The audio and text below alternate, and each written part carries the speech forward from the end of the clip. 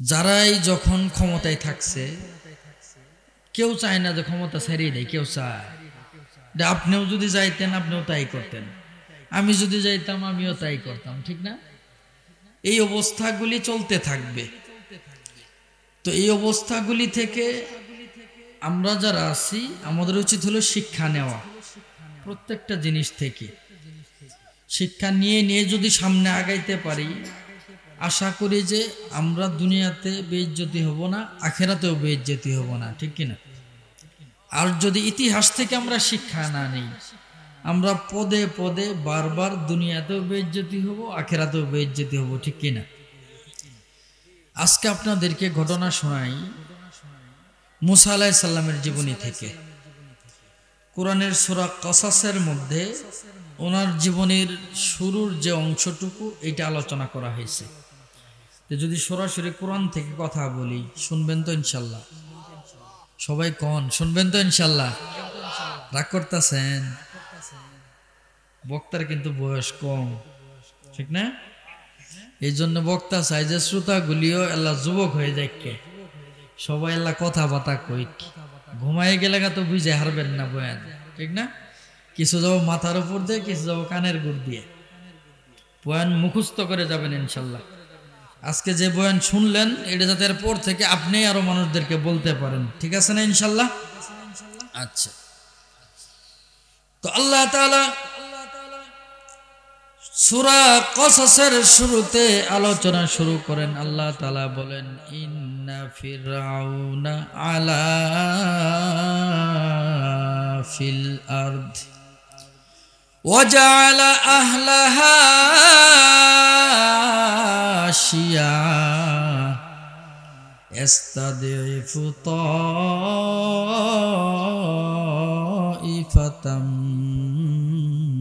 منهم।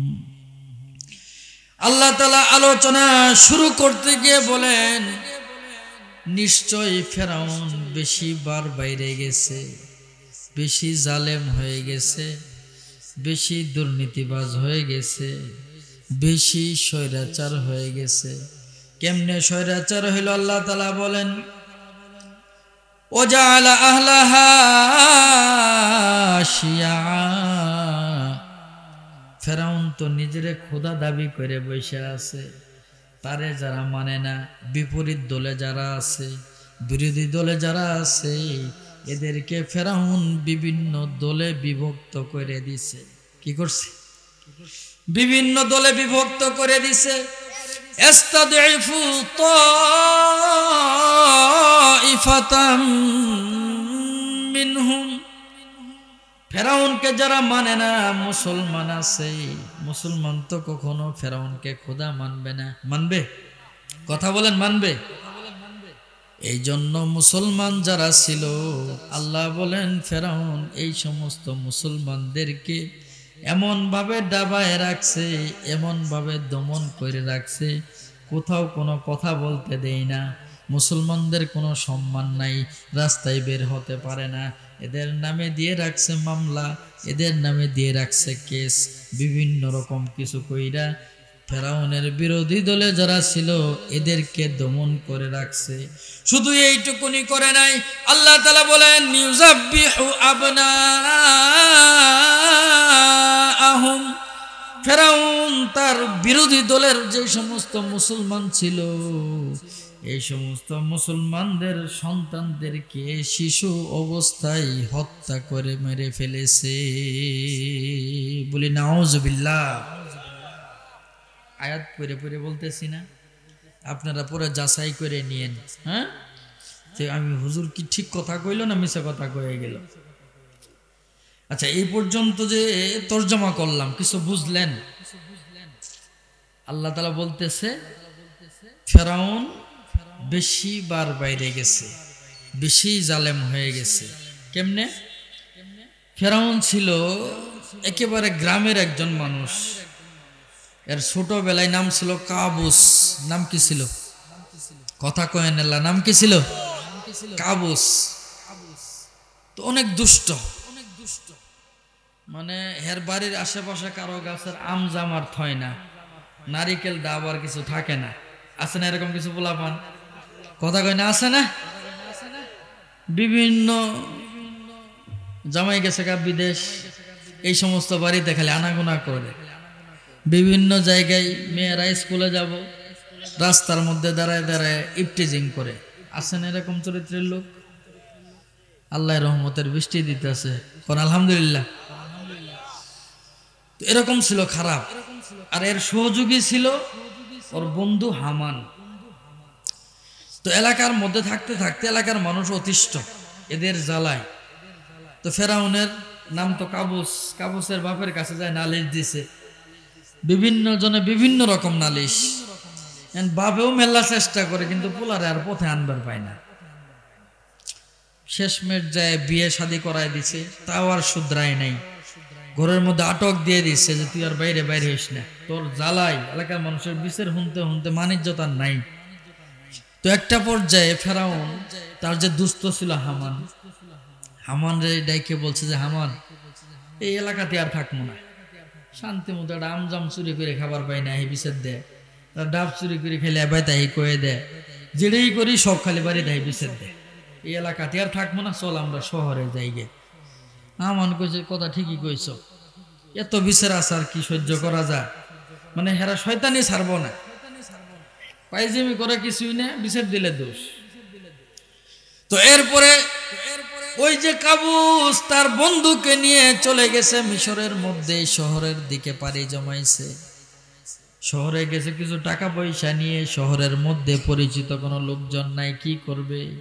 যাওয়ার পরে কাজের সন্ধান করে ঘুরতে ঘুরতে ঘুরতে ঘুরতে চলে গেছে তরমুজের বাগানের মধ্যে।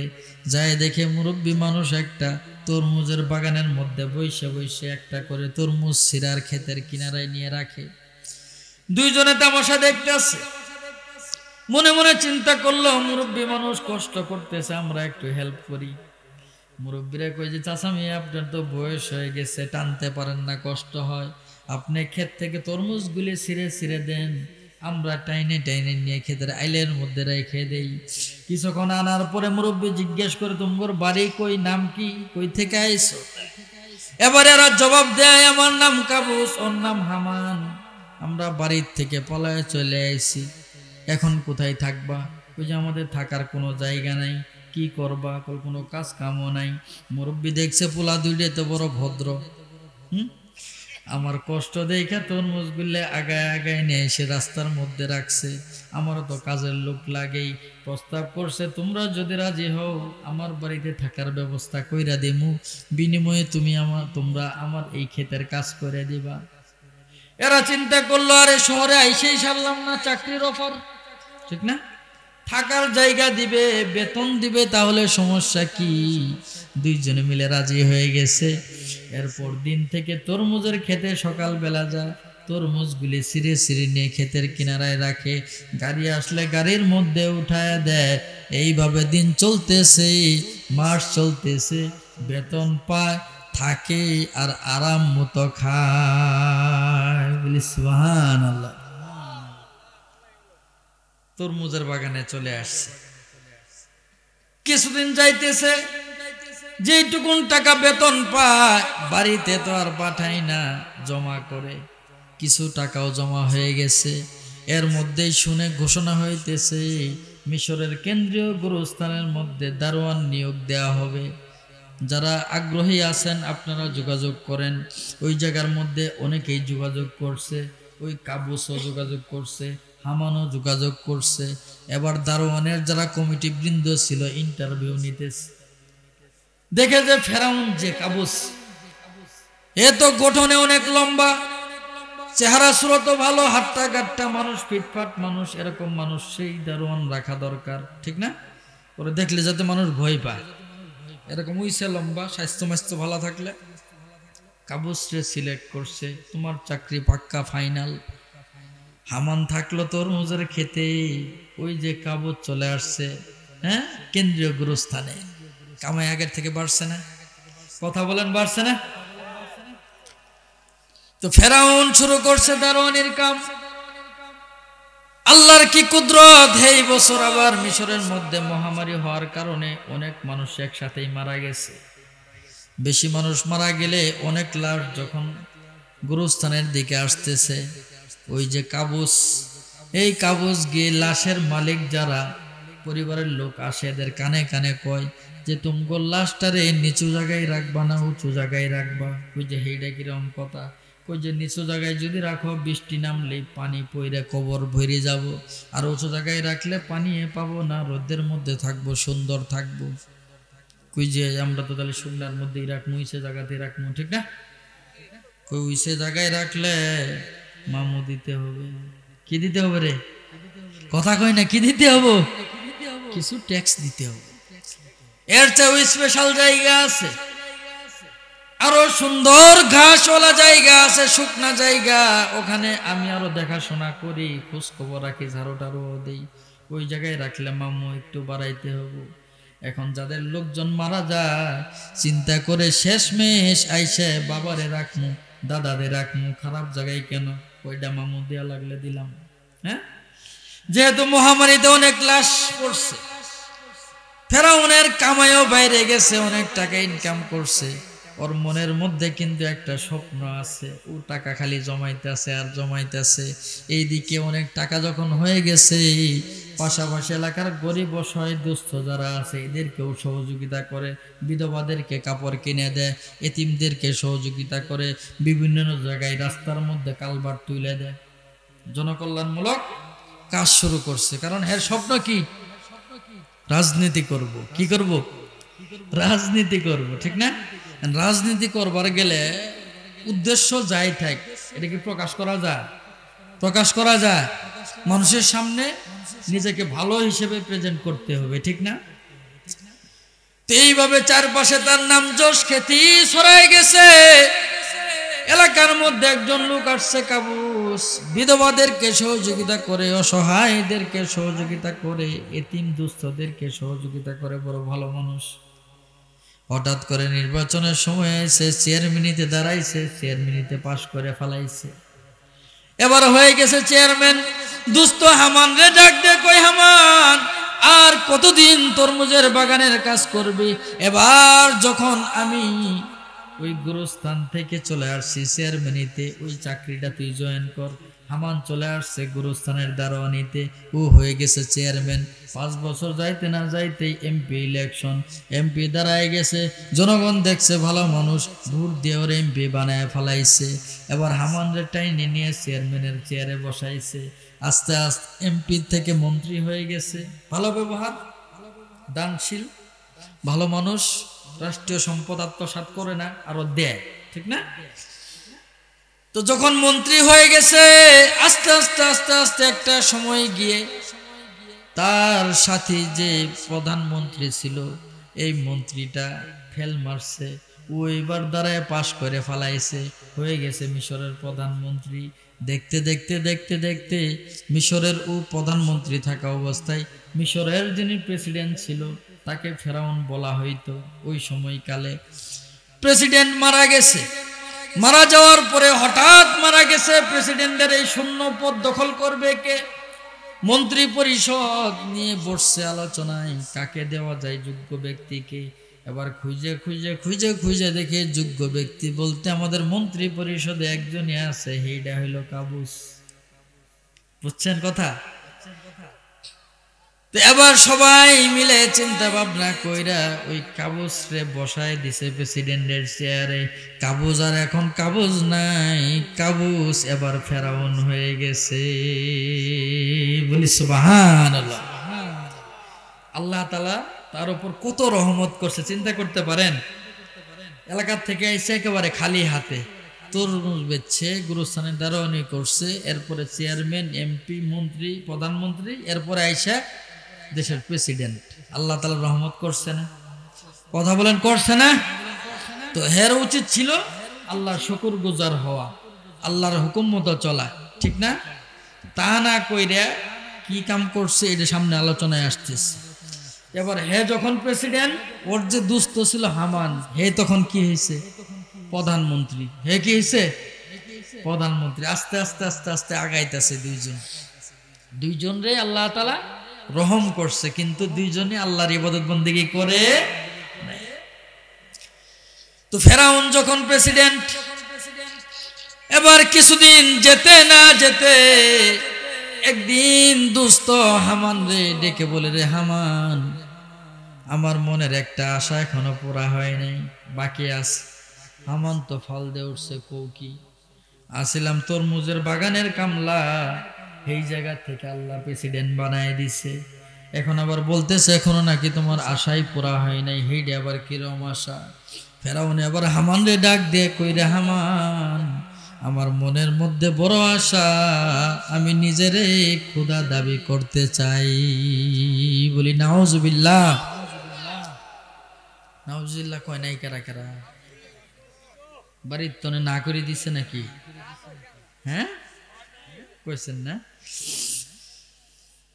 তো হামান যদিও কাফের, যদিও বেঈমান, খারাপ লোক, দুষ্ট লোক, কিন্তু যখন শুনছে যে ফেরাউন একজন মানুষ হয়ে খোদা দাবি করতে চায়, হামান ফাল দিয়ে উঠছে, দুস্থ কৌকি, এতদিন পর্যন্ত তুমি যেটাই করছো হেডের মধ্যেই সমর্থন দিছি, বুদ্ধি দিছি, পরামর্শ দিছি, কিন্তু এখন যে কথা বললা তুমি খোদা দাবি করবা, এইটা তো সম্ভব না। এত বড় অন্যায় করা যাবে? আল্লাহ তামগর কম দেয় নাই। কি আসিলাম, কি হয়েছি, হ্যাঁ, এই জায়গার মধ্যে এসেও তোমার মন ভরে না, তুমি কোজে খোদা দাবি দিবা, তোমার উপরে তো আল্লাহর গজব পড়বো, তোমার সাথে আর আমি নাই, গেসাগা বাড়িতে রাগ করে।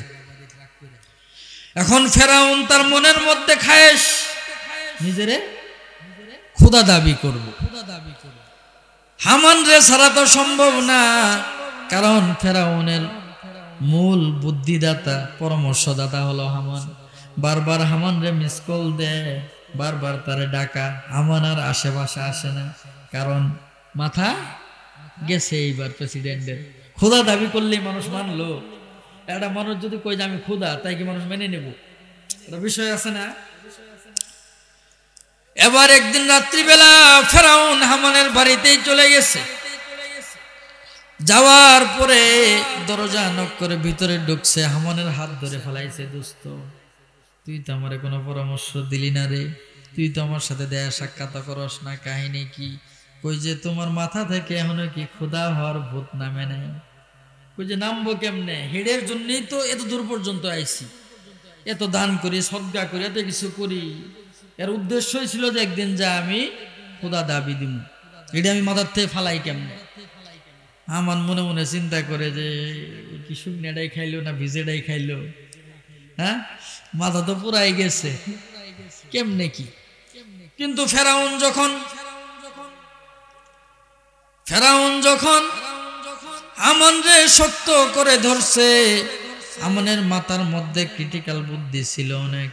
ফেরাউন রে কই, রে ফেরাউন, তুমি যদি খোদা দাবি করতেই চাও, তোমারে 2টা কর্মসূচি দিই। ফেরাউন তো খুশি হয়ে গেছে, বলিস কি, মাত্র 2টা কাম, ও দেখি। হামান বুদ্ধি দেয় যে 1 নম্বর কাম হলো, দেশের মধ্যে যত শিক্ষা প্রতিষ্ঠান আছে সবগুলি শিক্ষা প্রতিষ্ঠান, স্কুল, কলেজ, মাদ্রাসা, ইউনিভার্সিটি, কিন্ডারগার্টেন, নুরানি মাদ্রাসা, মক্তব, এই সবগুলি প্রতিষ্ঠানকে রাষ্ট্রীয়ভাবে বন্ধ করে দিতে হবে। বলি নাউজুবিল্লাহ। ফেরাউন জিজ্ঞেস করে প্রতিষ্ঠান কেন বন্ধ করতে হবে? হামান কয়, প্রতিষ্ঠান যখন তুমি বন্ধ করে দিবা, মানুষজন তো আর শিক্ষা লাভ করতে পারবে না, সবাই থাকবে মূর্খ, ঠিক না? মূর্খ মানুষ কোরআনও বুঝবে না, মূর্খ মানুষ হাদিসও বুঝবে না, মূর্খ মানুষের জ্ঞান বুদ্ধি এত তীক্ষ্ণ হবে না। সুতরাং মানুষদেরকে আগে মূর্খ বানাইতে হবে, এরপরে খোদা দাবি করতে হবে। বলি নাউজুবিল্লাহ। এই জন্য দেখবেন আমাদের দেশেও অনেক সময় বহিরাগত দেশের কিছু কাজকাম আছে, এরাও চেষ্টা করে যে এদের শিক্ষা সিলেবাসের মধ্যে এমন কিছু ঢুকায় দেয় যাতে এইটা শিখে কোনো লাভ না হয়।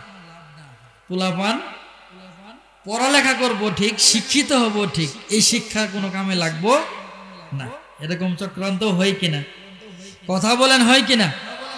মানুষ আমাদেরকে বলে যে হুজুর খায় দেয়, কোনো কাম নাই, হ্যাঁ, বিজ্ঞান বোঝে না, সায়েন্স বোঝে না, হ্যাঁ, দুনিয়াদারি এরা কিচ্ছু বোঝে না, কয় না? কোন কথা বলেন, কয় না? অথচ বাংলাদেশ স্বাধীন হয়েছে আজকে 54 বছর।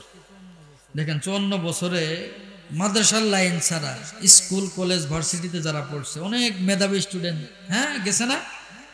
আজ পর্যন্ত শুনছেন যে বাংলাদেশের মানুষ বিমান বানাইছে, শুনছেন? হেলিকপ্টার বানাইছে শুনছেন? কম্পিউটার বানাইছে শুনছেন? মোবাইল বানাইছে শুনছেন? এগুলো পড়াশোনায় তো এগুলি নিয়ে, কিন্তু কাজে কর্মে প্রমাণ কই?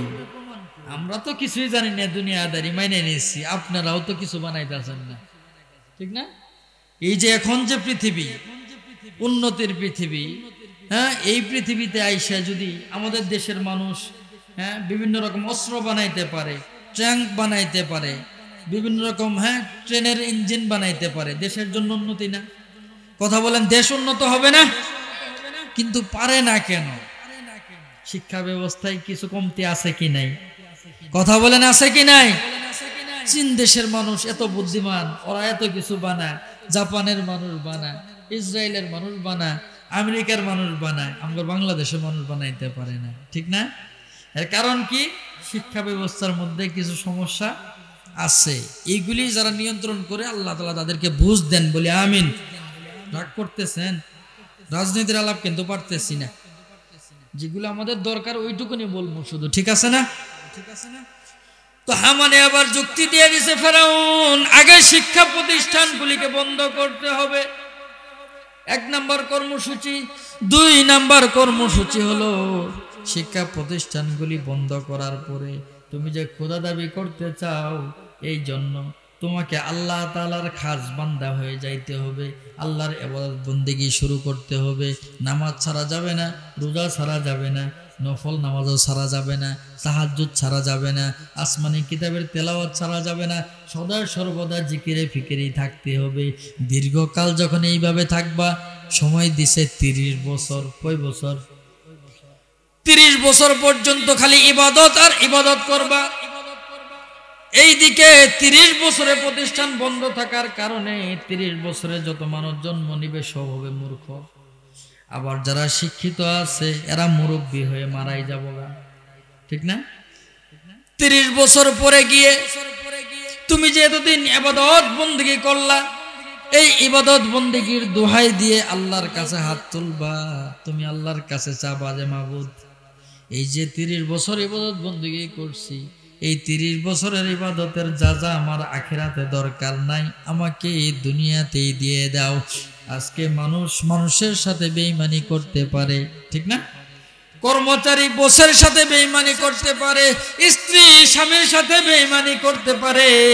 আমার ডাক দিয়ে বলে রে ফেরাউন, তুমি যে মালিকের ইবাদত করবা, এই মালিক কখনোই বান্দার সাথে বেঈমানি করে না। বলি সুবহানাল্লাহ। খারাপ লাগতেছে, বুঝে চাষামিয়ে যাইতেছে গা মুরব্বী, হ্যাঁ আবার আয়েন, হ্যাঁ আইব আইব আইব। তো পরামর্শ দিয়ে দিছে সুন্দর। দেখেন, একজন কাফের, তারও বিশ্বাস কেউ যদি আল্লাহর ইবাদত বন্দেগী করে, আল্লাহ কখনো তারে ফিরাইয়া দিব না খালি হাতে, এইটুকুন বিশ্বাস তাদেরও ছিল। আমাদের আছে এই বিশ্বাস? কথা বলেন, আছে? এখানে অনেকে এমন আছে এশার নামাজ পড়েই নেই, আছে না? আবার অনেকে আছে ফজর নামাজও পড়বো না, আছে না এরকম? আচ্ছা, আমরা এখানে যারা আছি এশার নামাজ তো সময় গেছে, ফজর নামাজ পড়বো, এরকম নিয়ত আছে কার কার? হাত তুলেন তো। যারা হাত তুলেন, এখন নিয়ত নাই ফজর নামাজ পড়ার, নিয়তটা করেন, আল্লাহ তৌফিক দিলে নামাজ পড়বেন ইনশাল্লাহ। নিয়তও করতেছে না, কষ্ট করে কম দেখি, বিপদের কথা না? তাইলে আল্লাহ তাআলা তৌফিক দান করেন বলে আমিন। এই যে মাহফিল, এত ওয়াজ, এত কথা, যদি আমল না করি কোনো লাভ হবে? কথা বলেন, লাভ হবে? তো ফেরাউন এবার বুদ্ধি পেয়ে গেছে, ঠিক আছে দোস্ত, যে সুন্দর পরামর্শ দিছো আমি পরামর্শ মানতে রাজি। পরদিন সকালবেলা তার সভাসদের লোক নিয়ে মিটিংয়ে বসে, এত পড়াশোনা করে কি লাভ? পড়াশোনা করতে করতে মানুষের অর্ধেক জিন্দেগি শেষ, দেশের কাজ কাম আর কি করব, দেশের উন্নয়ন হইতেছে না, পড়াশোনা দিয়ে দিয়ে বাদ দিয়ে বাচ্চারা যখন ছোট থাকবে, একটু বড় হবে, কিশোর হবে, তখন থেকে এদেরকে দেশের কাজে লাগায় দিব, দেশে আমরা উন্নত করে ফেলাম। একটা বুঝতে দেওয়া লাগবে, ঠিক না? ক্যাবিনেটের মানুষ যারা ছিল ফেরাউনের আশেপাশে, এরাও তো হেরি লোক। ঠিক আছে, আপনি যখন কইছেন আইনেরই পাস করে দিছে, স্কুল কলেজ মাদ্রাসা সব বন্ধ। এরপর থেকে ফেরাউন শুরু করছে ইবাদত বন্দেগী, কোনো ইবাদত ছাড়ে না, রাত দিন ওর ধ্যান কি খোদা দাবি দিব, এই জন্য রাত দিন শুরু করছে আল্লাহর ইবাদত। এমন ইবাদত করছে, ইতিহাসবিদগণ বলেন যে ওর বাড়ির বারান্দায় একটা গাছ ছিল, যখন ঘুমে ধরতো রাতের বেলা ইবাদত করতে করতে ওই যে গাছের মধ্যে পা উপর দিকে ঝুলায় মাথা নিচের দিকে দিয়েও জিকির করত। এত মেহনত, এত কষ্ট কেন? খোদা দাবি দিব।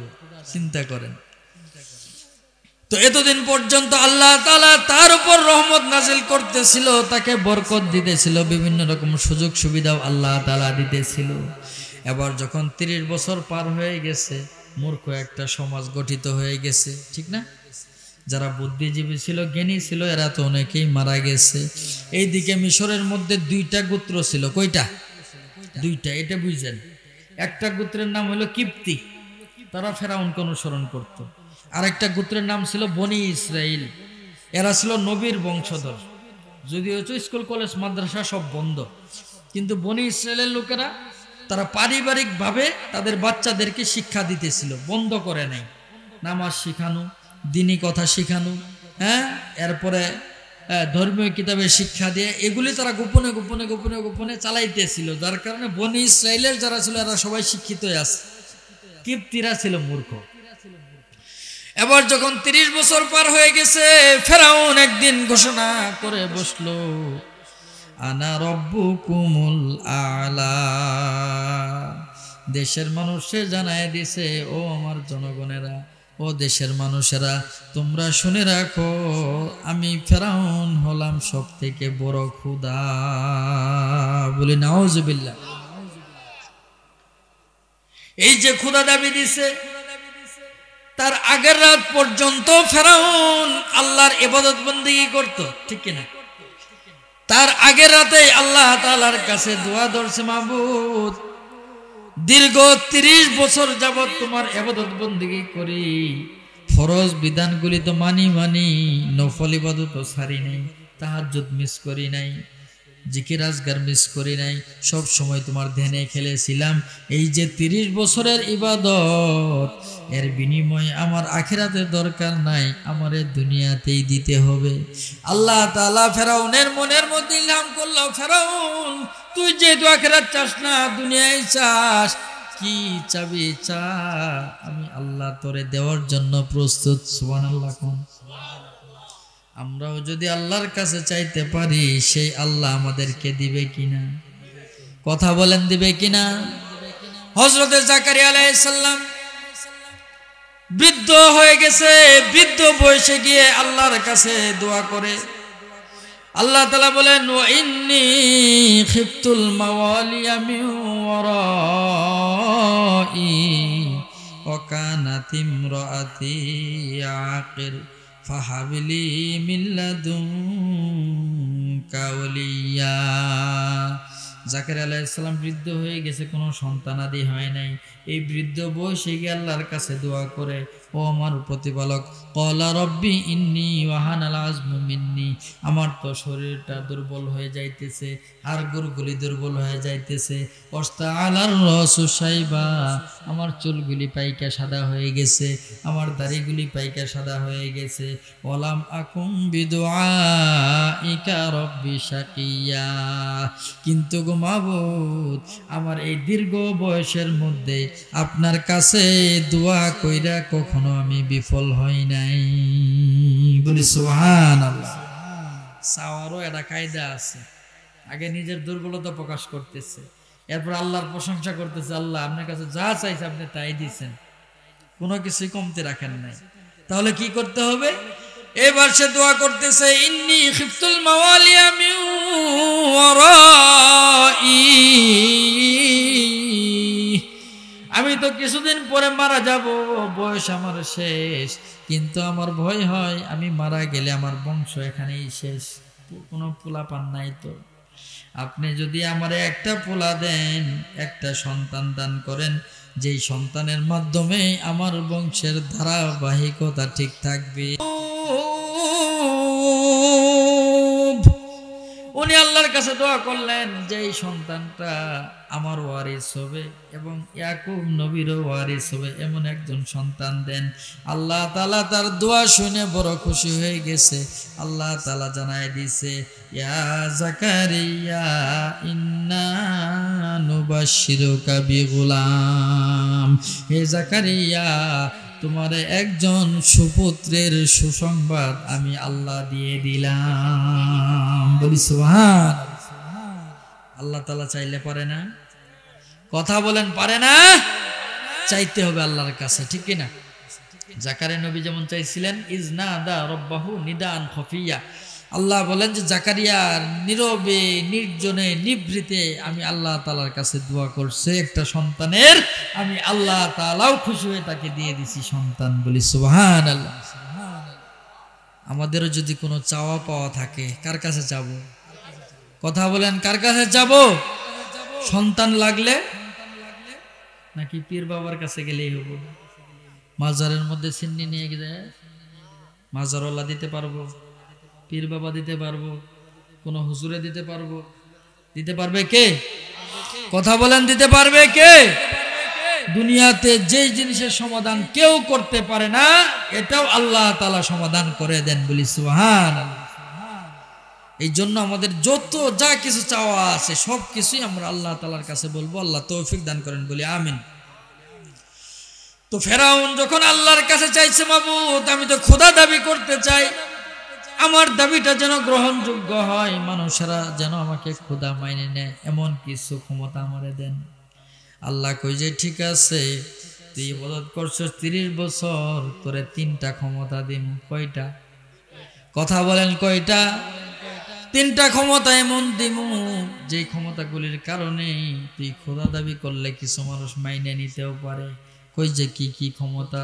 আল্লাহ তাআলা জানাই দিল, ফেরাউন তোর ইবাদতের বদলাই আজকের পর থেকে তোর মৃত্যু পর্যন্ত তোকে আজীবন কুমারত্ব দিয়ে দিলাম। তুই কখনো বৃদ্ধ হবি না, কখনো বয়স্ক হবি না। এখন যেমন যুবক আছস, মৃত্যু পর্যন্ত তোর যৌবন ঠিক থাকবি। বলি সুবহান। যেহেতু খুদা দাবি দিবি, বুড়ে হয়ে গেলে, খুদা বুড়ে হইলে কি বাদে হাজার সমস্যা না? তুই যুবকই থাকবি, তুই আর বুড়ে টুড়ে হবি না। দিলাম, যা পাওয়ার দিলাম। দ্বিতীয় নম্বরে কি ক্ষমতা দিবেন? কই যে দ্বিতীয় নম্বরে তুই যে গাছের সাথে পাউডারে লটকায় দিয়ে আমার জিকির আজগার করতি, তুই যখন খোদা দাবি করবি, তোর অনুসারীরা তোর কাছে আসবে যে খোদা আমার মাথা ব্যথা ভালো করে দেন, আমার পেট ব্যথা ভালো করে দেন, আমার চর্মরোগ হয়েছে ভালো করে দেন, আমার ক্যান্সারে ধরছে ভালো করে দেন। আইব না? খোদার কাছে তো মানুষ চায়।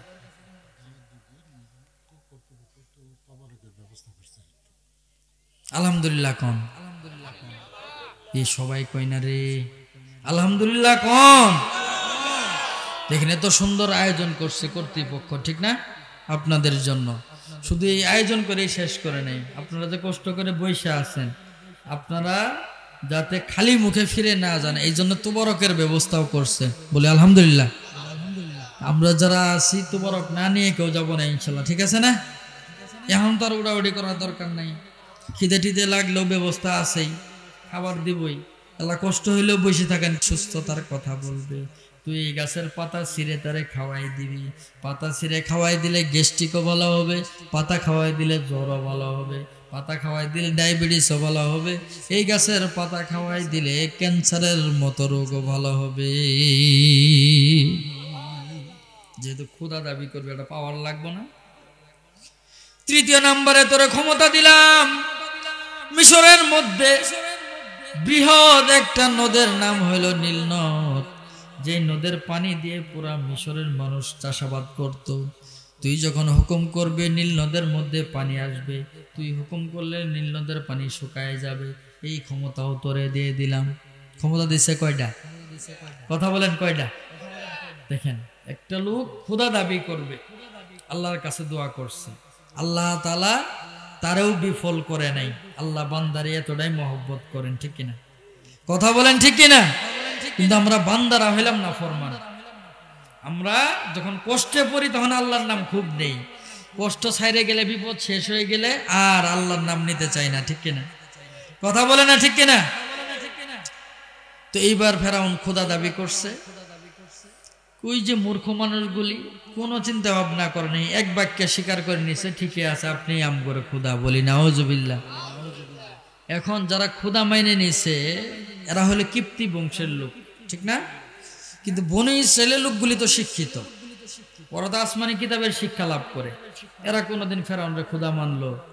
কথা বলেন, মানলো না। এখন যখন এরা খোদা মানতেছে না, ফেরাউনের তো ক্ষমতা আছে, ক্ষমতা আছে না?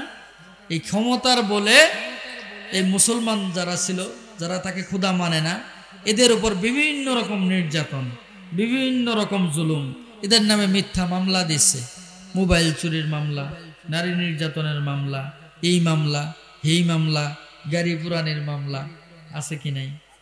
কথা বলেন, আছে কি নাই?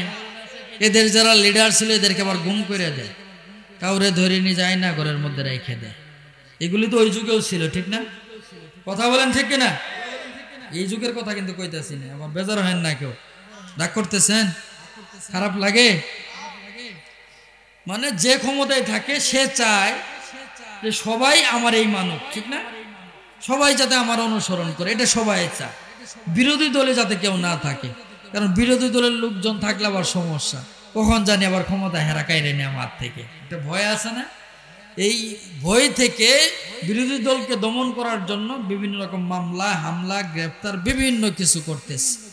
এই জন্য আল্লাহ তাআলা বলেন যে ফেরাউন, তোর আমি এত নিয়ামত দিলাম, এতক্ষণ পর্যন্ত বয়ানে যা বুঝছেন, আল্লাহ তাআলা নিয়ামত দিছে না তারে? অনেক দিছে না? অনেক। আল্লাহ তাআলা এটাই বলতেছে, তোর এত নিয়ামত দেওয়ার পরেও তুই সর্বশেষ যা কি করলি, নিজের খোদা দাবি করলি। এটা কোনো কাম? এটা কোনো কাম করছে? হে, খোদা দাবি করছসি, যারা মানছে মানছে, যারা মানে নাই, আমি আল্লাহর উপর বিশ্বাস রাখছে, তুই শুরু করলি এগুলোর উপরে নির্যাতন, জুলুম, অত্যাচার। যখন আল্লাহ তাআলার কোনো বান্দার উপর জুলুম হয়, আল্লাহর কোনো বান্দার উপর নির্যাতন হয়, আলেম ওলামাদের উপর জুলুম হয়, আল্লাহ সহ্য করতে পারে? কথা বলেন, আল্লাহ সহ্য করতে পারে? এই জন্য আল্লাহ তাআলা বলতেছেন, ইন্না ফিরাউনা আলা ফিল আরদ, ফেরাউন তো স্বৈরাচার হয়ে গেছে, সে নিজেকে শুধু খোদা দাবি করে নাই, তাকে যারা খোদা মানে না এদের উপর নির্যাতন, এদের উপর জুলুম, এদেরকে বিভিন্ন দলে বিভক্ত করে দিছে, এদেরকে আবার বিভিন্ন রকম ভাবে দমায়ে রাখছে, মামলা দিয়ে, হামলা দিয়ে, গুম করে। শুধু এইটুকুনই শেষ না, যখন ফেরাউন মিশরের মধ্যে খোদা দাবি করে বসে আছে, একদিন তার দরবারের মধ্যে কিছু জ্যোতিষী আইসে ফেরাউনকে খবর দেয়, ও আমাদের খোদা, ও জাহাপনা, আমরা তো গণনা করি, আমরা তো জ্যোতিষী, আসমানের মধ্যে একটা তারকারে উঠতে দেখছি, এই তারকা এত সহজে ওঠে না, এই তারকা আসার মানে হইল বনি ইসরায়েলের মধ্যে, আপনার বিরোধী দলের মধ্যে এমন একটা সন্তান জন্মগ্রহণ করবে, যেই সন্তানের কারণে আপনার বাদশাহী সব খতম হয়ে যাবে। বলি সুবহান। এতদিন পর্যন্ত তো কষ্ট বিষ্ট করে এসে ক্ষুধা পর্যন্ত হয়েছে, হ্যাঁ, ক্ষুধা পর্যন্ত দাবি দিছে, এখন যদি শুনে যে ক্ষমতা যাবো গা, মাথা কি ঠিক থাকবো? কথা কয় না, মাথা ঠিক থাকবো? যেহেতু ক্ষমতা আছে, যা ইচ্ছা তাই করা যায়। দেশের মধ্যে ঘোষণা করে দিছে, বনি ইসরায়েলের মধ্যে আজকের পর থেকেই যত ছেলে সন্তান জন্ম নিবে, কোনোটারে আর জীবিত রাখার দরকার নাই, আর্মিরা চলে যাও, রেবেরা চলে যাও, বিডিআরেরা চলে যাও, বনি ইসরায়েলের লোকদের মাঝে ছড়ায় পড়ো। কাদের কখন বাচ্চা জন্ম নেয়, বাচ্চা জন্ম নিতে দেরি হবে, বাচ্চারে জবা করতে দেরি কইরো না। বলি নাউজুবিল্লাহ। কেন জবা করবে? যাতে ফেরাউনের শত্রুটা না আসতে পারে। এই একটা শত্রু আটকানোর জন্য ইতিহাসবিদগণ বলেন 3 লক্ষ বনি ইসরায়েলের শিশু সন্তানদেরকে হত্যা করে দিছে। বলি নাউজুবিল্লাহ। আল্লাহ তাআলা এই কথাই কোরআনে বলেন, ইযাববিহু আবনাআহুম, বনি ইসরায়েলের শিশু শিশু বাচ্চা যারা জন্মগ্রহণ করতেছে এখনো বুঝ হয় নাই, এমন বাচ্চাদেরকেও হত্যা করত স্বৈরাচার, জালেম তো, ঠিক না? তার কাছে তো মানুষের জীবনের কোনো মূল্য নাই, তার কাছে কথা একটাই, আমাকে ক্ষমতায় থাকতে হবে, ঠিক না? হত্যা করে দিছে। কিন্তু আল্লাহ তাআলা যদি চায়, এত কিছুর মধ্যেও আল্লাহ তাআলা ওই ফেরাউনের শত্রুকে দুনিয়ায় আনতে পারে কিনা? কথা বলেন, পারে কিনা?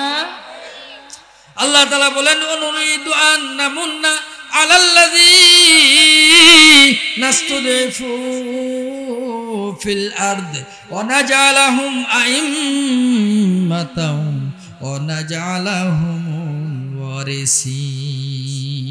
আল্লাহ বলেন, ফেরাউন অনেক নাজ নিয়ামত দেওয়ার পরে সর্বশেষে গিয়ে সে আমার বিরোধিতা করছে, সে আমার নাফরমানি করছে, নিজে জালেম হয়ে গেছে, স্বৈরাচার হয়ে গেছে। এই জন্য আমি আল্লাহ তাআলা সিদ্ধান্ত নিলাম, আমি আল্লাহ তাআলা ইচ্ছা করলাম ফেরাউনের বিরোধী দলে যারা ছিল, যারা আমি আল্লাহরে মানে, এই বংশের মধ্যে থেকে আমি মিশরকে শাসন করার মতো নেতা তৈরি করব। বলি সুবহান। যাদেরকে দমন করা হইতেছে, আল্লাহ বলেন এদেরকে আমি ক্ষমতায় আনবো। আল্লাহ পারে কিনা? কথা বলে না, পারে কিনা? তো এরপরে আল্লাহ তাআলা সিদ্ধান্ত গ্রহণ করার পরে আল্লাহ তাআলা মুসা আলাইহিস সালামকে তার মায়ের রেহমের মধ্যে পাঠিয়ে দিয়েছেন। পেটের মধ্যে 1 মাস যায়, 2 মাস যায়, 3 মাস যায়, 4 মাস যায়, 5 মাস, 6 মাস, 7 মাস হয়ে গেছে। অন্যান্য মহিলাদের পেটের মধ্যে বাচ্চা আসলে পেটটা একটু উঁচা হয়ে যায়, ঠিক না? কিন্তু আল্লাহ তাআলার রহমতে মুসা আলাইহিস সালামের আম্মার পেট বিন্দু মাত্র উঁচা হয় নাই। বলি সুবহান। উঁচা হইলেই তো সমস্যা। ফেরাউনের গোয়েন্দা বাহিনী তো আছে পুরা দেশ উদ্দে, কার গর্ভে কখন বাচ্চা আসতেছে এরা জরিপ করে, কখন এই সন্তান ভূমিষ্ঠ হবে, ওই সময় মতো বাড়ির মধ্যে পাহারাদার লাগাই দেয়। বাচ্চা ভূমিষ্ঠ হইতে দেরি, খুন করতে দেরি করে না। এত জুলুম অত্যাচার করছে। আল্লাহ তাআলা বলেন, মুসা আলাইহিস সালামের আম্মার পেটের মধ্যে মুসা আলাইহিস সালাম চলে গেছে, কিন্তু পেটটার আমি উঁচা হইতে দেই নাই, যার কারণে ফেরাউনের এত চৌকস গোয়েন্দা বাহিনী, পুলিশ, র্যাব, বিজিবি কখনোই টের পায় নাই মুসা আলাইহিস সালামের আম্মার পেটের মধ্যে ফেরাউনের শত্রু লুকায় আছে। বলি সুবহানাল্লাহ। আল্লাহ তাআলা ঘোষণা দিলেন, নুমাক্কিনা লাহুম ফিল আরদ ওয়া নুরিয়া ফিরআউনা ওয়া হামানা ওয়া জুনুদাহুমা মিনহুম মা কানু ইয়াহজারুন। ফেরাউন, হামান, তার সেনাবাহিনী, তার বাহিনীর লোক যারা ছিল, এরা ভয় করতেছিল ফেরাউনের শত্রু যাতে দুনিয়াতে না আসে, ঠিক কিনা? কথা বলেন, ঠিক কিনা?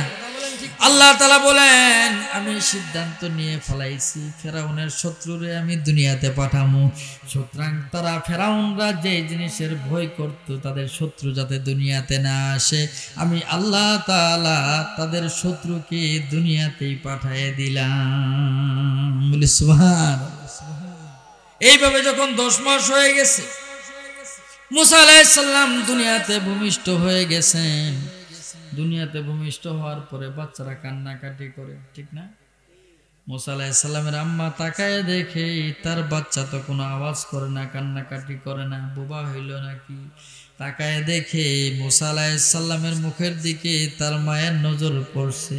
মুসা আলাইহিস সালাম মায়ের দিকে তাকায় মুস্কি মুস্কি হাসি দেয়। বলি সুবহান। মায়ের অন্তরটা শান্তি পেয়ে গেছে, কিন্তু অন্তরের মধ্যে ভয়, কখন জানি ফেরাউনের গোয়েন্দার কানের মধ্যে খবরটা চলে যায়, আমার কলিজার টুকরা, আমার নয়নের মণি, তাকে তো আমার চোখের সামনে জবাই করে দিবে, আমার চোখের সামনে হত্যা করা হবে। আমি মা হয়ে কিভাবে এটাকে সহ্য করব? আমি মা হয়ে কিভাবে এটাকে মেনে নিব? মনের মধ্যে বড় ভয়, সন্তানটার খবর কখন জানি প্রকাশ হয়ে যায়। আল্লাহ তাআলা মুসা আলাইহিস সালামের মায়ের অন্তরের মধ্যে ইলহাম করলেন, আল্লাহ তাআলা জানাই দিলেন, ওয়াহাইনা ইলা উম্মি মুসা আন আরদিই। আল্লাহ তাআলা মুসা আলাইহিস সালামের মায়ের দিলের মধ্যে লাম করে দিয়েছেন, ওহী নাজিল করে দিয়েছেন, তুমি তোমার সন্তানকে নিশ্চিন্তে দুধ পান করাইতে থাকো। ফাইদা খিফতি আলাইহি ফালকিহি ফিল্লাম, যদি অন্তরের মধ্যে ভয়টা বেশি হয়ে যায় তাহলে তোমার সন্তানটারে দরিয়ার মধ্যে নিক্ষেপ কইরা দিও, নদীর মধ্যে ভাসায় দিও। ওয়ালা তাখাফি, আল্লাহ বলেন তুমি কোন রকম ভয় কইরো না। ওয়ালা তাহজানি, তুমি কোন রকম টেনশন কইরো না। ইন্না রাদ্দুহু ইলাইকি, ও মুসা নবীর আম্মা, তুমি যদি ভয়ের কারণে ফেরাউনের ভয়ে তোমার সন্তানটারে নদীর মধ্যেও ভাসায় দাও, আমি আল্লাহ তাআলা কথা দিতেছি, ইন্না রাদ্দুহু ইলাইকি, তোমার এই সন্তানকে আমি আল্লাহ আবার তোমার কুলের মধ্যেই ফিরায় দিম। আল্লাহ তাআলা পারে না? কথা বলেন পারে না? ওয়াজাইলুহু মিনাল মুরসালিন, আল্লাহ তাআলা জানাই দিল মুসা নবীর আম্মা, তুমি টেনশন কইরো না, চিন্তা কইরো না, শুধু তোমার কুলেই ফিরায় দিব না, সে প্রাপ্তবয়স্ক হলে আমি তাকে নবুয়ত দান করব। বলি সুবহান।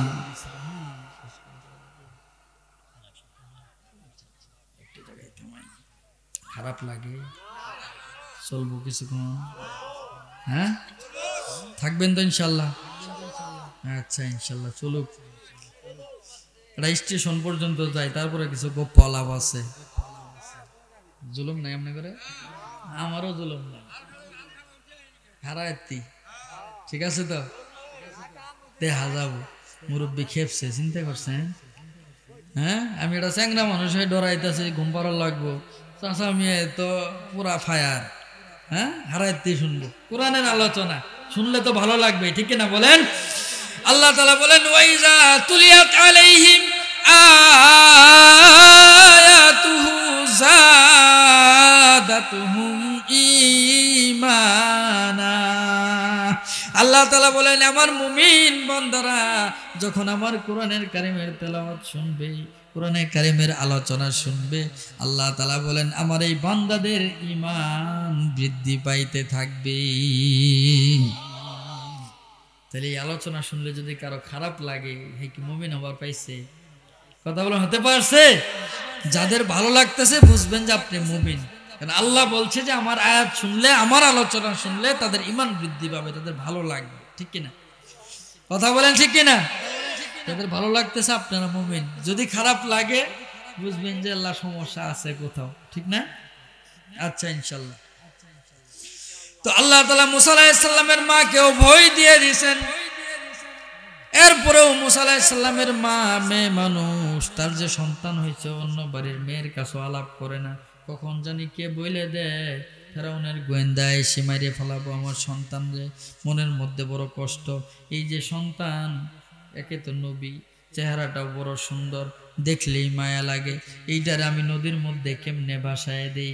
কিন্তু আল্লাহ তাআলা যে ইলহাম করছে এই সন্তানরে যদি বাড়িতে রাখি, হঠাৎ যদি যাইনে ফালা হত্যা করে দিব, কিন্তু আল্লাহ ওয়াদা করছে রে যদি ভাসায় দেই আল্লাহ নাকি ফিরাই দিব, তাহলে তো ভাসায় দেয়াই ভালো, সন্তানটা ফিরে আসবে।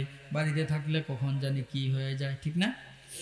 রাতের বেলা চিন্তা করছে সন্তানদের নদীর মধ্যে ভাসায় দেব কেমনে, এমনি ছাড়ে দিলে তো বাচ্চাটা পানির মধ্যে ডুবে যাব, ঠিক না? যদি একটা বাক্স বানানো যাইতো তাহলে সুন্দর হইতো, বাক্সর মধ্যে উঠায় ভাসায় দিতাম। রাত্রিবেলা চিন্তা ভাবনা করে সকালবেলা ঘুম থেকে উঠছে, দেখে বাড়ির গেটের মধ্যে নক করে, কে আপনি? নক করেন কে? ওই যে আমি কাঠ মিস্ত্রি আইছি। মুসা আলাইহিস সালামের আম্মা খুশি হয়েছে না বেজার? খুশি হয়েছে না? কথা বলেন। মনে মনে খুশি হয়ে গেছে, আরে আমি তো মিস্ত্রি খুঁজতেছি একটা বাক্স বানানোর জন্য, দেখি মিস্ত্রি আইসে পড়ছে বাড়িতে, গেটটা খুলে দিছে, ভিতরে নিয়ে আসছে মিস্ত্রি সাহেব, আমার একটা বাক্স বানানো লাগবো, আমার তো গাছ নাই, কাঠ পামু কই? মিস্ত্রি কই যে তোমার টেনশন করার লাগবো না, বাক্স বানাইতে যত কাঠ লাগে আমি আমার বোঝার মধ্যে করে উঠাই নিয়ে আইছি। শুরু করছে হাত্তুর বাডাল নিয়ে কাম। সুন্দর আকৃতির একটা বাক্স বানাই দিছে। মুসা নবীর মা জিজ্ঞেস করে, ও মিস্ত্রি সাহেব, আপনি তো আমি মাপজোক কিছুই কই নাই, এত মাপ মতো পয়েন্ট মতো কেমনে বানাইলেন? এবার মিস্ত্রি জবাব দে, ও মুসা নবীর আম্মা, ও মহিলা, ও আল্লাহর বান্দি, আমারে মাপজোক বলার দরকার নাই। তুমি কি উদ্দেশ্যে বাক্স বানাইতাছো হেইডা হুদ্দে আমার আল্লাহ আমারে জানাই দিছে। কই যে আপনার নাম কি, বাড়ি কই, হেইডা কয়ে যান। মিস্ত্রি এবার বাক্সটারে সুন্দর করে বার্নিশ করে চকচকা কইরা দিয়ে যা। বাড়ি কই, নাম কি? কই যে নামও জানার দরকার নাই, বাড়িও জানার দরকার নাই, জানলে তোমার কি লাভ? কোনো লাভ হবো না। কই যে তাহলে বাক্স বানাই দিলেন, কিছু টাকা পয়সা নিয়ে যান। কই যে আমার টাকা পয়সার কোনো প্রয়োজন পড়ে না, তাহলে আপনি কে কমসে কম পরিচয়টা দিয়ে যান। এবার মিস্ত্রি পরিচয় দেয়, ও আল্লাহর বান্দি, আমি দুনিয়াতে বসবাসকারী কোনো মানুষ না, আমি হলাম মুসলমানদের জাতির পিতা হযরতে ইব্রাহিম। বলি সুবহান। মুসা নবীর আম্মার অন্তরের মধ্যে এবার একটু সাহস হয়েছে না? আল্লাহ যে ওয়াদা দিছিল ফিরাই দিব, এবার যেহেতু মিস্ত্রি পাঠাইছে, তার মানে আল্লাহর কাম শুরু হয়ে গেছে। আল্লাহর ওয়াদা মিথ্যা হতে পারে? কথা বলেন, মিথ্যা হতে পারে? তো এবার একটু সাহস বাইরে গেছে। এবার মুসা আলাইহিস সালামের আম্মা বাক্সটারে, বাচ্চাটারে বাক্সর মধ্যে উঠাইছে। উঠায় ফেরাউনের যে বাসভবন আছে, সেই বাসভবন রে সাইরে যায়, নদীর মধ্যে ভাড়ির দিকে যায়, বাক্সটারে সাইরে দিছে, যাতে ধারে ধারে ধারে ধারে আরো ভাড়ির দিকে চলে যায়, ফেরাউনের বাসার সামনে না আসে, ফেরাউনের নজরে যাতে না পড়ে। কারণ হাজার হইলেও তো মা, ঠিক না? বাচ্চাটারে যদি ফেরাউন দেখে ফেলে হত্যা করবে, এই জন্য ভাড়ির দিকে সাইরে দিছে।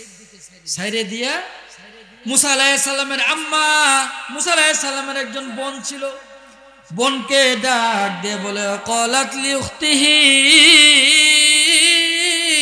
কুসি, ও আমার মেয়ে, ও আমার কন্যা, এই যে বাক্সটারে নদীর মধ্যে ছেড়ে দিলাম, তুমি একটু নজর রাখো বাক্সটা কোন দিকে যা, কারা বাক্সটা পা, কারা বাক্সটা আবার বাড়িতে নিয়ে যা, তুমি একটু নজর রাখো, আমি চলে যাই বাড়ির দিকে।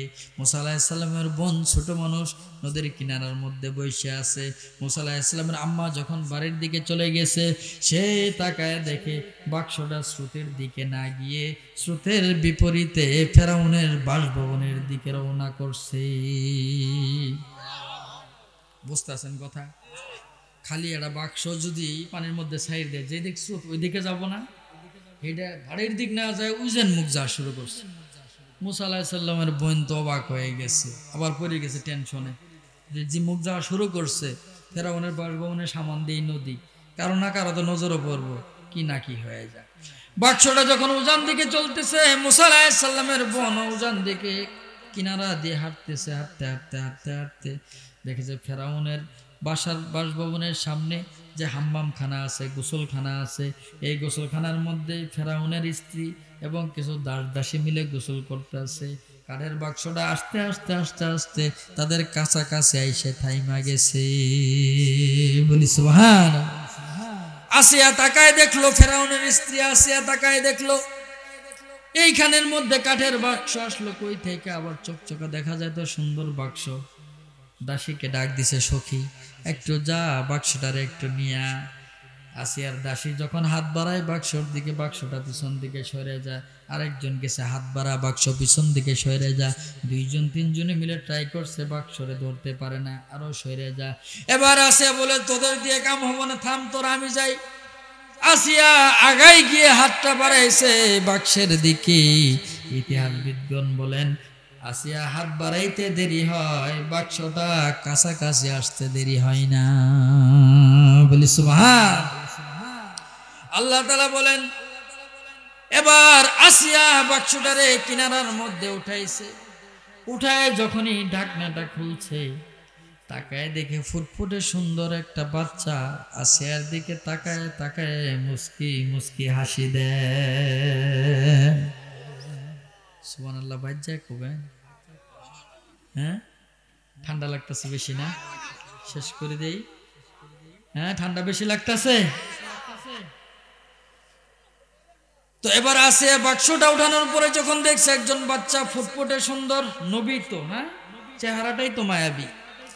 এইদিকে আসিয়ার 4টা মেয়ে আছে, কিন্তু কোনো ছেলে সন্তান নাই।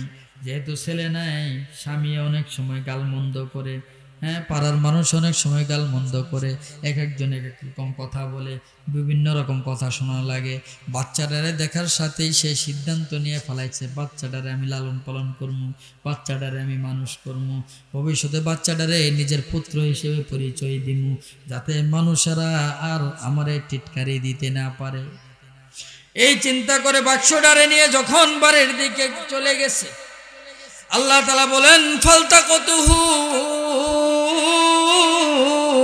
আলু ফিরাউন লিয়াকুনা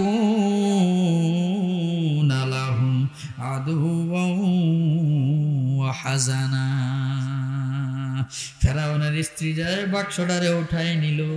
বাক্সটা উঠাই নেওয়ার মাধ্যমে সে কি কাম করলো বুঝতে পারে নাই। আল্লাহ তাআলা বলেন এই বাক্স উঠানোর মাধ্যমে বাক্সর মধ্য থেকে এমন একজন লোককে আমি পাঠাই দিলাম, যেই লোক এই ফেরাউনকে দুশ্চিন্তা দিবে, যেই লোক ফেরাউনকে টেনশনে ফেলাবে, যেই লোক ফেরাউনের ক্ষমতারে নিঃশেষ কইরা দিবে। বলি সুবহানাল্লাহ। ফেরাউনের টেনশন দেওয়ার মতো লোক এই বাক্সর মধ্যে উঠে আমি পাঠাই দিচ্ছি। আল্লাহ চাইলে পারে কিনা? কথা বলেন, পারে কিনা?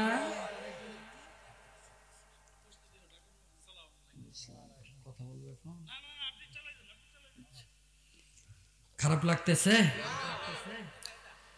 তো? এবার যখন বাসার মধ্যে বাক্স সহ বাচ্চাটারে নিয়ে গেছে, স্ত্রী আসিয়া ফেরাউনরে ডাক দিছে, ও প্রাণের স্বামী আমার, এই যে দেখেন সুন্দর ফুটফুটে একটা বাচ্চা আমি নিয়ে আসছি, আমরা এই বাচ্চাটারে নিয়ে লালন পালন করব। আল্লাহ তাআলা বলেন ক্বালাত ইমরাতু ফিরাউনা কুররাতু আইনিল লি ওয়া লাক। ও প্রাণের স্বামী, আমাদের তো কোনো ছেলে সন্তান নাই, সবই কন্যা সন্তান। এই যে দেখেন একজন ছেলে সন্তান নিয়ে আসছি, এরে আমরা লালন পালন করতে পারি। এরে যদি আমরা লালন পালন করে বড় করি, দেখেন চেহারাটা কত সুন্দর, চেহারার দিকে তাকাইলেই আমার আত্মার মধ্যে শান্তি আসতেছে। আপনিও একটু তাকান, দেখবেন আপনার আত্মার মধ্যেও শান্তি চলে আসবে। বলি সুবহানাল্লাহ। এবার ফেরাউন যখন দেখছে যে বাক্সের মধ্যে বাচ্চা, ছেলে সন্তান, ফেরাউন দিছে ধমক, এই তুমি কামটা করছো কি? এটাই তো আমার শত্রু। নাউজুবিল্লাহ কোন? এটাই তো আমার শত্রু। কারণ এতদিন পর্যন্ত যত বাচ্চা ভূমিষ্ঠ হয়েছে সবগুলির হত্যা করা শেষ, খুন করা শেষ। এইটা যেহেতু এখন পর্যন্ত বেঁচে আছে, আমার গোয়েন্দাদের নজরে পড়ে নাই, পুলিশের নজরে পড়ে নাই, সম্ভবত এটাই আমার শত্রু হবো। এটারে হত্যা করে দাও, এটারে বাঁচায় রাখো না। এখন আসিয়া মেয়ে মানুষ তো এমনিতেই বাচ্চাটার, হ্যাঁ, সাথে আবেগ জড়িত হয়ে গেছে। ফেরাউন বিভিন্নভাবে বুঝাইছে, এটা তো ছোট একটা বাচ্চা, হে যদি ভবিষ্যতের শত্রু হয়, এ তো বড় হইতে হইতে বিভিন্নভাবেই আমরা হত্যা করতে পারবো, আপনিও মারতে পারবেন, ঠিক না? এই একটা বাচ্চার জন্য ডর বাজলো, আপনার ক্ষুধা দাবি করে বসে আছেন, এত বড় ক্ষুধা, হ্যাঁ, এত বড় বাচ্চা, আপনি এই সামান্য একটা বাচ্চা দিয়ে আপনি ডরাইতেছেন, এটা কোনো কথা? এই খবর যদি দেশের মানুষ জানে, আপনারা ক্ষুধা বলে মানলো? বুঝেন নাই?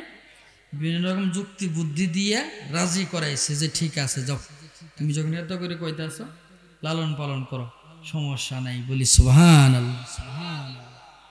যেই বাসভবন থেকে মুসা আলাইহিস সালামকে হত্যা করার জন্য 3 লক্ষ শিশুকে হত্যা করা হয়েছে, আল্লাহ বলেন আমি আল্লাহ সেই বাসভবনেই ওই ফেরাউনের শত্রুরে লালন পালন করামু। বলি সুবহানাল্লাহ।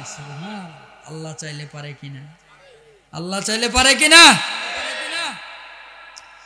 তো এইবার যখন অনুমতি হয়ে গেছে বাচ্চাটারে দরবারের মধ্যে রাখবি, এখন তো বাচ্চারে দুধ খাওয়াইতে হবে, লালন পালন করতে হবে, ঠিক না? দরবারের মধ্যে যত ধাত্রী ছিল আছে সবাই রে ডাকাইছে, সবাই রে কোলের মধ্যে দিয়েছে, সবাই তারে দুধ খাওয়ানোর চেষ্টা করছে, কিন্তু মুসা আলাইহিস সালাম কারো দুধের মধ্যেই মুখ লাগাই না। আল্লাহ তাআলা বলেন হারামনা আলাইহিল মারাদিআ মিন قبل فقالت هل أدلكم على أهل بيت يكفلونه لكم আল্লাহ তাআলা বলেন আমি মুসা আলাইহিস সালামের জন্য তার মায়ের দুধ ছাড়া দুনিয়ার সমস্ত মহিলাদের দুধ খাওয়াকে হারাম করে দিলাম। সুবহানাল্লাহ। তো এবার তো কারো দুধই খায় না, কারো দুধের মধ্যে মুখ লাগায় না, এটা টেনশন না। এই শিশু বাচ্চা দুধ না খাইলে তারা খাওয়াবো কি, তারা বাঁচাবো কেমনে, পড়ে গেছে টেনশনে। ওই যে এখন পর্যন্ত মুসা নবীর বোন পিছন পিছন আসতেছিল অনুসরণ করে করে, যে কোথায় যায় বাচ্চাটা দেখার জন্য। হেও আইছে দরবারের মধ্যে, আসার পরে যখন এই পর্যন্ত কাহিনী দেখছে, দেখার পরে আসিয়ারে ডাক দিছে, মহারানী আপনার একটা প্রস্তাব করি। কই কি?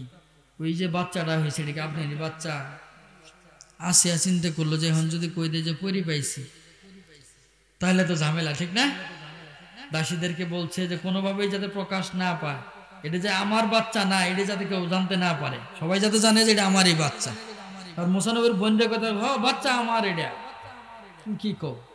মুসা নবীর বোন জানে কিনা যে বাচ্চা কার? এই জানে কি জানে না? মুসকি মুসকি হাসে, যাই কাম হয়েছে।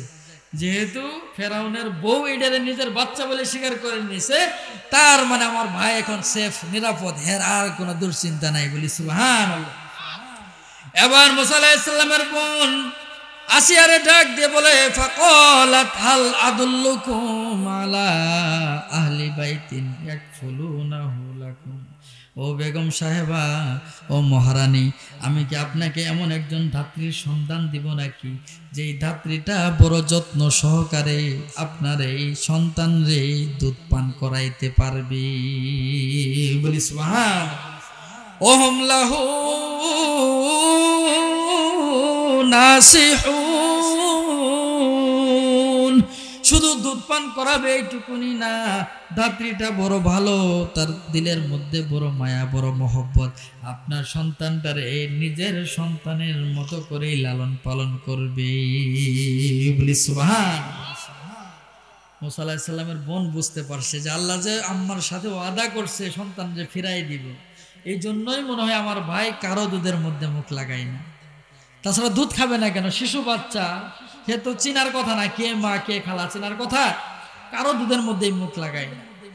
এবার যখন সে প্রস্তাব করছে, আসিয়া তো খুশি হয়ে গেছে। ও মেয়ে, তুমি কি বলো?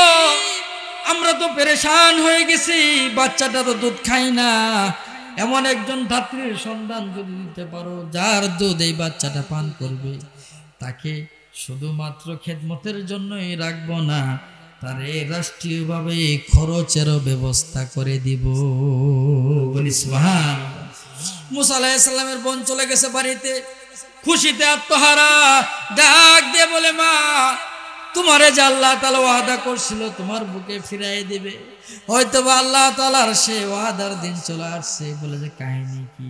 ওরা কাহিনী বর্ণনা করছে, দরবারে চলে গেছে, কারো দুধের মধ্যে মুখ লাগাই না, আমি তোমার কথা বলছি, কিন্তু ওইটা যে তোমার সন্তান এইটা কিন্তু প্রকাশ কইরো না, সর্বনাশ হয়ে যাব। মুসা আলাইহিস সালামের আম্মা চলে গেছে দরবারে, গিয়ে যখন শিশু বাচ্চাটারে কুলের মধ্যে নিছে, ইতিহাসবিদ বলেন এতক্ষণ পর্যন্ত বুক থেকে মুখ সরাই নিত মুসা নবী, এইবার নিজের হাত দিয়ে মুসা আলাইহিস সালাম তার আম্মার দুধ খাওয়া শুরু করে দিছে। বলি সুবহানাল্লাহ। এবার ফেরাউনের স্ত্রী জিজ্ঞেস করে, বেতন কত নেবেন? কই যে যেহেতু প্রেসিডেন্টের পোলা, এত কম বেতন তো হবো না, আপনাদের মন্ত্রী পরিষদের যারা আছে এগোর বেতন কত? কই যে এত টাকা। সবার চেয়ে বেশি বেতন যদি দাও তাহলে আসি, তাছাড়া আমি নাই। এখন বিপদে পড়ে গেছে না, এতদিন পরে একটা সন্তান আছে, দরবারে যত লোক আছে সব থেকে বেশি বেতন তোমারে দিমু, তবু আমার সন্তানটারে লালন পালন করতে হবে। বলি সুবহানাল্লাহ। আল্লাহ বলেন যে তুই মেরে ফেলাবি, হ্যাঁ, তোর দরবারের মধ্যে মানুষ করবো আমি আমার নবীরে, শুধু তাই না, তার মা তারে দুধ পান করাবো, বেতন দিবি তুই। বলি সুবহানাল্লাহ। আল্লাহ তাআলা পারে কিনা? আল্লাহ তাআলা পারে কিনা? সন্দেহ আছে কোনো? আচ্ছা, তো এইভাবেই চলতেছে দিনকাল। কিছুদিন যাওয়ার পরে একদিন আসিয়া ফেরাউন রে ডাক দেয়, কয়, প্রাণের স্বামী আমার, দীর্ঘদিন হয় খেয়াল করতেছি, বাচ্চারা তো আমরা নিছি লালন পালন করার জন্য, আমি সারাদিন কোলে নিয়ে থাকি, সারাদিন তার সাথে কথা বলি, খেলাধুলা করি, আজ পর্যন্ত আপনারা তো কুলেই নিতে দেখলাম না। কাহিনী কি, ব্যাপার কি? মানে কুলো নেন নাকি পোনাই ডেরে? সমস্যা কি? এখনো কি ডর আছেই? আপনি না দেশের ক্ষুদা, আপনি না দেশের বাদশা, এত ডরাইলে কি বাদশাগিরি করা যাবো? ফেরাউন কো তুই আমার জিত তুলাস, রাগ তুলাস, দে কুলো নিম আজকে নিচে কুলে। এতক্ষণ পর্যন্ত পুনাই এটা কান্দে না, ভদ্র পুনাই। হ্যাঁ, ফেরাউন কুলে নিয়েছে, শুরু করছে কান্দা খান। এটা ইজ্জতের ব্যাপার না? অনেক সময় দেখবেন আত্মীয় স্বজনের বাড়িতে গেলে ছোট বাচ্চা আদর করে কুলে নিয়েছেন, কান্দন শুরু করছে, কিরমটা লাগে তখন। ফেরাউন তো বাদশা, আবার ক্ষুদা দাবি করছে। আসিয়া কই জামনে না ক্ষুদা, আর কান্দনটা থামান। হ্যাঁ, এই যে সুতরাইতে আছে, তুয়াইতে আছে, ঝাঁকতে আছে, দুলনা দিতে আছে, এই পুনে আর কান্দন থামে না। এটা বিপদ না? এর মধ্যে করছে কি, ফেরাউন আদর করতেছে, আদর করতে করতে বাচ্চার গালের মধ্যে মনে চুমা দেয় না, ফেরাউন গেছে চুমা দেওয়ার জন্য, এই খালি মুখ ঘুরায় না, আবার চুমা দিবার যাওয়া মুখ এদিক ঘুরায় না। শিশু বাচ্চা, কুলের বাচ্চা, এটা গাল সরায় নে, ফেরাউন পড়ছে বিপদে। আদর তো করবার পাইলাম না, কান্দনও থামাবার পাই না, এটা চুমা দেবো হেঁটেও তো দিবার পাইতাছি না, এটা কোন মুশকিলে পড়লাম। এবার জোর করে বাচ্চাটারে একটু ধরছে চিপি দিয়ে, মাথাটারে ধৈরে কই যে এবার নড়ই দেই, গেছে চুমা দিবার। মুসা আলাইহিস সালাম কুলের মধ্যে বাম হাতটা আস্তে করে বাইর করে ফেরাউনের গালের মধ্যে লাগাই দিচ্ছে একটা চর। বলি সুবহানাল্লাহ। এই কুলের বাচ্চা চর মারলে আর কত স্পিডে মারছে, ঠিক না? ফেরাউন তাড়াতাড়ি বাচ্চাটারে আসে আর কুলের মধ্যে দিচ্ছে, দিয়ে ফাল আর গাল সুতরায় না। এই তুই কামটা করছস কি রে, এটাই আমার শত্রু। ওই যে এই জল্লা বাচ্চা আস্তে করে আল্লাহ থাবরা ধামনে এরম করেন কে, আস্তে থাবরা দিছে। মায়ের তো তুই খাস না, তুই বুঝবি কি? গালের মধ্যে তো থাবরা দেয়নি, পুরা শরীর ধরে আমার জ্বলায় ফেলাইছে, কিন্তু কুলে বার পাইতে আসে না, দেখ না কিরম লাফালাফি শুরু করছে। এটাই আমার শত্রু হবো, তাছাড়া এই জল্লা বাচ্চা একটু জোরে থাবরা মারে কেমনে? এটা হত্যা করে ফেলাম, ফোন করে ফেলাম। আসে দেখলো তো মহা মুশকিল, এইটা কি কথা কয়। বিভিন্ন ভাবে তারা বোঝানোর চেষ্টা করছে, ফেরাউন বুঝতে নারাজ, কই যে না বাদ দে, এই বাচ্চা কুলের মধ্যে থাকতে যে থাপ্পড় মারছে আমি কুলে বার পাইতেছি না, এই বাচ্চা যদি বড় হয়ে থাবরা মারে আমি তো শেষ। ভয় ঢুকবে না? এরও ভয় ঢুকে গেছে গা, এই বাচ্চাই থাবরা মারি যা অবস্থা করছে, বড় হয়ে থাবরা মারলেও পায় নাই, এটা এখনই শেষ করার লাগবে। এবার আসিয়া দেখলো যে না, এইভাবে তো কাম হবো না, জিত তোলান লাগবে। কই যে আপনি যে হত্যা করবেন, খুন করবেন, দেশের মানুষের জিজ্ঞেস করবো যে বাচ্চারা এতদিন লালন পালন করলেন, এর হত্যা করলেন কেন? আপনি কি জবাব দিবেন? এখন যদি কেউ কয়ে দেখালি দেশের মানুষের যে ওই বাচ্চা থাপড়া মারছিল, কুইলে আবার না পায় হত্যা করছে, আপনার যারা অনুসারী আছে আপনার ক্ষুদা মনে করে, এরা যখন শুনবো যে আমার ক্ষুদা থাপড়া খায় কুইলে বার পায় না, হেরে আরো ক্ষুদা মানলো, এই ক্ষুদা এই সামান্য থাপড়া খায় যদি কুইলে বার না পায়, হেরে আরো ক্ষুদা মানবো কেউ আছে? হেরেই কইতেছে আপনি তো আপনি ক্ষমতা হারাবেন, ক্ষুদাগিরিও তো আপনি হারাবেন। ওই যে কেমনে, ওই যে যখন আপনার অনুসারীরা দেখবো যে ক্ষুদা একটা থাপড়া খাই ফালাফালি, গাল হুতরায় টানবে, হ্যাঁ কুল পাইতেছে না, থাপ্পর কুইলে পারবে না, এবার ক্ষুদা কেমনে? এরকম চিন্তা করতেছে কি করা যায়, থাপ্পর খায় তো জ্বালা যন্ত্রণা আছে, আবার মাইলি ফেলাইলে আরেক বিপদ, মানুষজন যদি আবার তেরি মারে আরেক বিপদ না? কই যে ঠিক আছে যা, ওরে পরীক্ষা করুন। কি পরীক্ষা? কই যে একটা স্বর্ণের টুকরা রাখমু, একটা আগুনের টুকরা রাখমু, যদি স্বর্ণের টুকরা ধরে বুঝমুজর বুদ্ধি শুদ্ধি হয়ে গেছে অলরেডি, বুঝে হয়নি থাপড়াটা মারছে, আর যদি আগুনের টুকরা ধরে বুঝমুজে বুদ্ধি শুদ্ধি হেন হয় নাই, ও বুঝ আছে, যা মাফ করে দেবো, তারে হত্যা করবো না। বলি সুবহানাল্লাহ। খারাপ লাগে? চলবো কিছুক্ষণ। আচ্ছা, আজকের এই যে মাহফিলের উদ্যোগ নেওয়া হয়েছে আত্রামবাড়ি জামে মসজিদের উদ্যোগে, মসজিদের অবস্থা তো আপনারা দেখছেন, রেখে করবারই চাও করো। তো এবার স্বর্ণের টুকরা আনা হয়েছে এবং আগুনের টুকরা আনা হয়েছে এবং রাইখে দেওয়া হয়েছে। মুসা আলাইহিস সালাম রে ছাইরে দিয়েছে, কেবল হাঙ্গুর পারে। এই বাচ্চাটার আগুনের দিকে না যায় স্বর্ণের দিকে যাওয়া শুরু করছে। আল্লাহ তাআলা আসমান থেকে যখন এই দৃশ্য দেখছে, আল্লাহ তাআলা জিবরাইল আমিনকে ডাক দিয়ে বলে, জিবরাইল রে, এ জিবরাইল তাড়াতাড়ি যা রে, দুনিয়াতে চলে যা, আজকে যদি মূসা স্বর্ণের টুকরা ধরে ফেলে ফেরাউন তারে হত্যা করে দিব। সুতরাং আমার বান্দা মূসারে স্বর্ণের টুকরার দিক থেকে আগুনের টুকরার দিক ঘুরায় দে, বলি সুবহানাল্লাহ। জিবরাইল আমিন এসে মূসা আলাইহিস সালামরে ঘুরাই দিয়েছে আগুনের টুকরার দিকে। মূসা আলাইহিস সালামকে আগুনের টুকরা ধরছে, গরম লাগছে, ছোট মানুষ, তাড়াতাড়ি নিয়ে মুখে দিয়ে ফেলাইছে। এই জন্য মূসা আলাইহিস সালাম ছোটবেলা থেকে কথা একটু অস্পষ্ট ছিল, জিহ্বা পুড়ে গেছে। আসিয়া এবার কয় যে বাদশাহ তুমি না খোদা, কি দেখলা? বাচ্চার বুদ্ধি হয়েছে, বুদ্ধি হইলে তো স্বর্ণই ধরতো, তো স্বর্ণ ধরে না, আগুন ধরছে। তা আগুন তো ধরছে, এটা আবার নেমু হয়েও দিচ্ছে। এই আর বুদ্ধি শুদ্ধি আছে নাই, তুমি আর হত্যা করবার চাও, হুদাই ফাইজলামি শুরু করছো। ফেরাউন কল ঠিক আছে, যা এবার হত্যা করলাম না, মাফ করে দিলাম। সাত্তারকান্দি সরকার বাড়ির রাসেল সরকার 2 বস্তা সিমেন্ট দান করবে, আল্লাহ কবুল করেন বলে আমিন। জনাব সজীব ভাই আরো 500 টাকা দিচ্ছে, আল্লাহ কবুল করেন বলে আমিন। তো এইবার মূসা আলাইহিস সালাম রে আর হত্যা টত্যা করে নাই, রাইখে দিচ্ছে। আল্লাহ তাআলা চাইলে পারে কিনা? কথা বলেন, আল্লাহ তাআলা চাইলে পারে কিনা? আজকে আমার ক্ষমতা আছে, আমি অনেক কিছুই দেখাইতে পারবো, ঠিক না? কিন্তু আল্লাহ তাআলা যদি ইচ্ছা করে যে কোনো মুহূর্তে ক্ষমতারে উল্টাই দিতে পারে কিনা? এই জন্য জনাব মোহাম্মদ নান্নু সাহেব 4 বস্তা সিমেন্ট দান করবেন, বলি মারহাবা। আল্লাহ তাআলা তাদের দানকে কবুল করেন বলে আমিন। যে উদ্দেশ্যে দান করতেছে আল্লাহ তাআলা তাদের উদ্দেশ্যকে পরিপূর্ণ কামিয়াবি দান করেন বলি আমিন। তো এরপরে গিয়ে মূসা আলাইহিস সালামকে লালন পালন করতেছে, দরবারের মধ্যেই রেখে দিছে। মূসা আলাইহিস সালামের আর টেনশন নাই, আস্তে আস্তে আস্তে আস্তে বড় হইতেছে। কিন্তু ফেরাউনের মনের মধ্যে আছে যে এই আমার শত্রু হবো, হয়তো বা সন্দেহ এখনো যায় নাই। কিন্তু যতবার হত্যার চেষ্টা করছে আল্লাহ তাআলা হত্যা করতে দিছে। কথা বলেন, হত্যা করতে দিছে? দেয় নাই, আল্লাহ তাআলা হেফাজত করছে, ঠিক না? এই জন্য আমরা যে কোনো পরিস্থিতিতে পড়ে যাই না কেন, আমরা যাতে নিরাশ না হই, সবসময় ভরসা রাখতে হবে আল্লাহর উপর। আল্লাহ বলেন লা তাকনাতু মির রাহমাতিল্লাহ, তোমরা আমার রহমত থেকে কেউ নিরাশ হইও না। যে কোনো বিপদ আসুক, মুসিবত আসুক, আমরাও যদি আল্লাহর উপর ভরসা করতে পারি, সেই আল্লাহ তাআলা আমাদেরকেও সমস্ত বিপদ আপদ থেকে রক্ষা করবে, ঠিক কিনা? কথা বলেন, ঠিক কিনা? আর দুনিয়াতে থাকা অবস্থায় আমার যখনই ক্ষমতা আছে এইটার অপব্যবহার করা যাবে না। আমার অর্থ আছে এই জন্য দম্ভ করা যাবে না, ঠিক কিনা? আমাকে আল্লাহ তাআলা গায়ের মধ্যে অনেক জোর দিছে, এই জন্যই অসহায় দুর্বলদেরকে আঘাত করা যাবে না, ঠিক কিনা? আল্লাহ তাআলা আমাদেরকে জালেম হওয়া থেকে রক্ষা করেন বলে আমিন। আমাদেরকে স্বৈরাচার হওয়া থেকে রক্ষা করেন বলে আমিন। যতদিন দুনিয়াতে থাকবো যাতে করে আমরা আল্লাহ তাআলা হুকুম আহকাম মতো আমাদের জীবন পরিচালনা করতে পারি, আল্লাহ তাআলা তৌফিক দান করেন, সবাই বলি আমিন। ঘটনা শেষ হইল না, আজকে এই পর্যন্তই থাক।